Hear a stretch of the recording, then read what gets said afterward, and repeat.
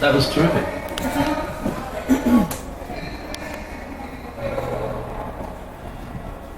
Yes, three main subjects.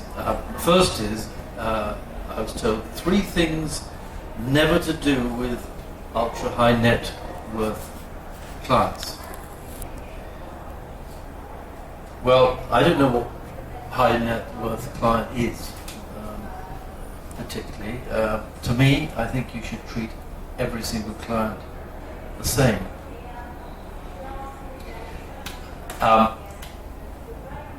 Because you don't know, as you said, where the money is, who they are, and whether one day they'll be rich.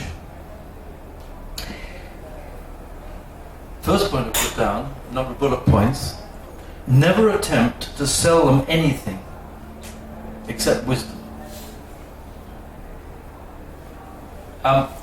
Second point, never insist that they come to your office. Always go to them and always be available.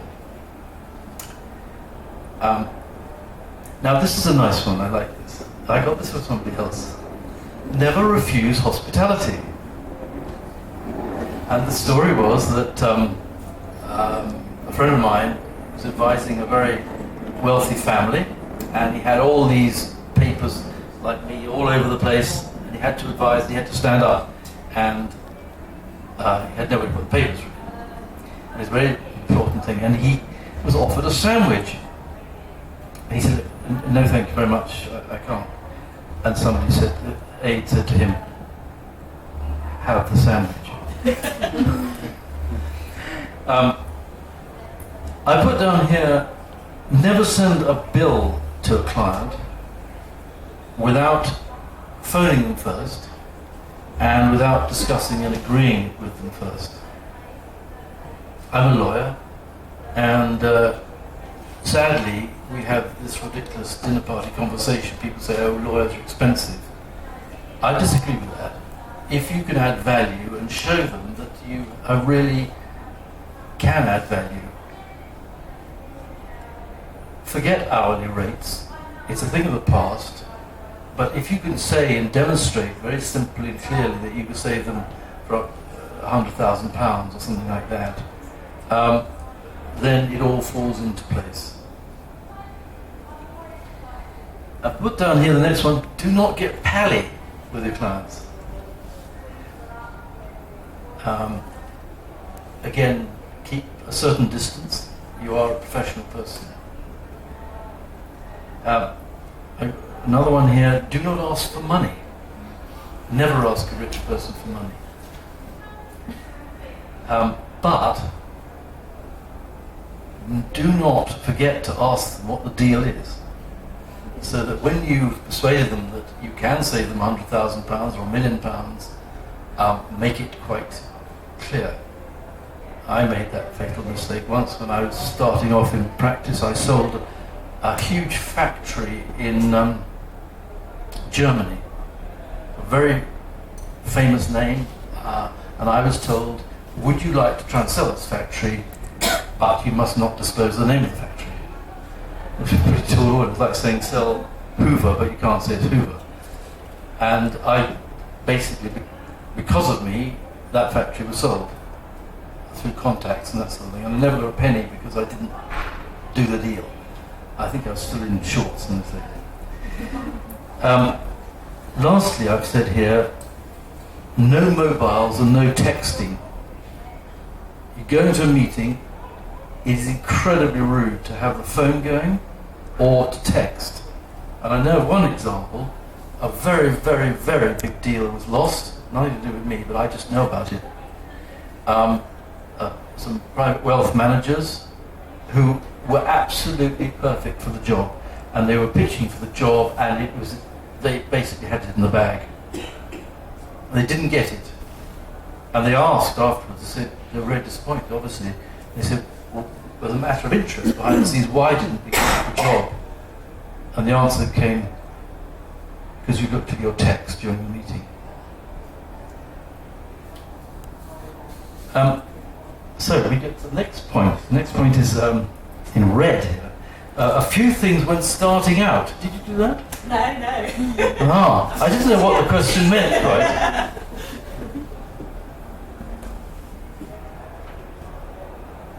A few things when starting out. I didn't know whether it meant starting out your own business or starting out with this particular high net worth client. But anyway, let's go.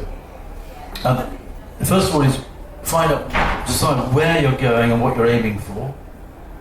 But do not do it yourself. Do it yourself in the quiet of the morning or quiet of the night, and be very clear in your mind. But then do get peer review and get somebody else want to be objectively to look at it. Don't necessarily be swayed off course. I've got here, never employ staff.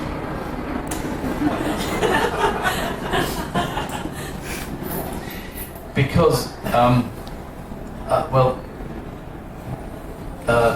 staff have a status and you can't sack them.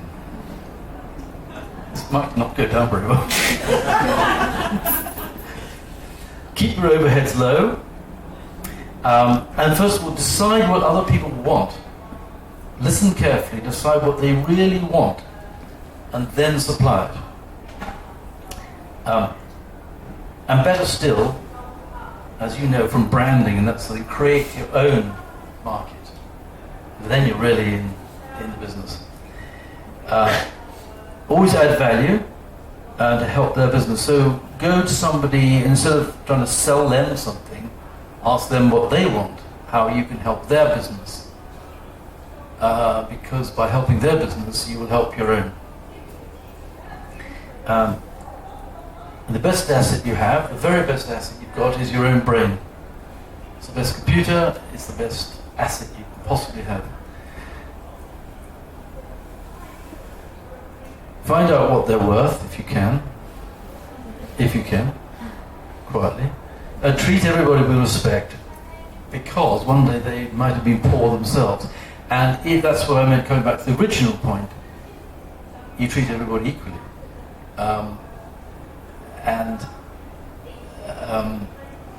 Those people who might once have been very poor will respect the fact that you look after other people as well.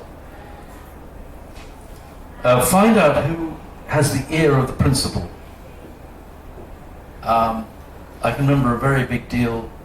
We were selling a property to an Arab family. It was quite a complicated deal, but it was fine. It was all organised, and things started going wrong, going slow, and I thought to myself, I think somebody down the line's been cut out of a deal here. Something, I don't know what's going on, and I cut off. I said, basically, we'll leave. We won't bother with the deal anymore, which surprised them. But what I was looking for was biding time to find out who the nearest person to the principal was. And I found that person, who was an Englishman, and I said, I'd like to have lunch with you. He said, what for? I said, well, I'd rather not tell you until we have lunch.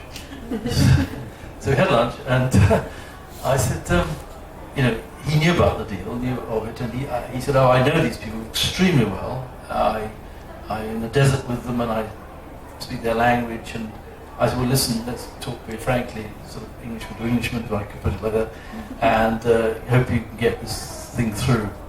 And I said to him afterwards, I said, do you know, you speak their language? Yes, he said, totally, I'm with them a lot. And just before I left, I said, do you understand them? And he hesitated, he said, no. I said, what do you mean? And he said, it's extraordinary, I do know them very well, and they trust me, but I could be sitting here, and we have the conversation, and suddenly they'll be saying something, it's like talking to a 16th century Scottish laird. I don't know what they're on about. Cultures are so different, and we tend to look at things with Western eyes. And all of you could be having breakfast tomorrow morning in Tokyo or anywhere. We're not Western. We're not from those countries, and we must respect that, and the ethos is. One thing, I hope I'm not going too long, do not expect linear progress. So sometimes they come along and they start the conversation, it goes on and on and on and on, and there's a long, long wait, 6 months or more. Don't necessarily expect it to be linear. But then they suddenly say, let's go now, let's do it. Lastly, I put down here, stand your ground. People don't like yes men, yes women. They come to you for advice, they come to you for wisdom. 3 things next is to make sure you do with high net worth individuals. Never call them by their first name, ever, until you're asked to do so, and then usually not in open correspondence, and certainly not in front of other people, unless it's a completely different occasion. I know of 2 or 3 big deals that have been lost. The first letter comes in, dear so-and-so, by your first name. Deal lost. Sorry, don't deal with you. May you think it's old-fashioned? Doesn't matter. Yeah, deal's lost. Always have time, have all the time in the world for people. All the time in the world. If you meet royalty, if you meet Prince Charles or anybody like that, they will give you undivided attention for those moments you're speaking to them. And it makes you feel really important, and you are the only person in their world for those few minutes. Always write and thank people immediately. In my opinion, you should write by hand, in ink, and say thank you. Some people just email and say thanks for something. No. Again, you might think it's old-fashioned, but why not play safe? Lastly, never talk about business in the first meeting, nor in the second meeting. Talk about everything else, but don't talk about business. Get to know them. Get them to know you. Talk. Never be over-dependent, as you said, on one particular client. And don't assume that they'll give you the work. Listen and find out their needs. And lastly, I've made up a new subject here, which says, enjoy the eccentric, never assume.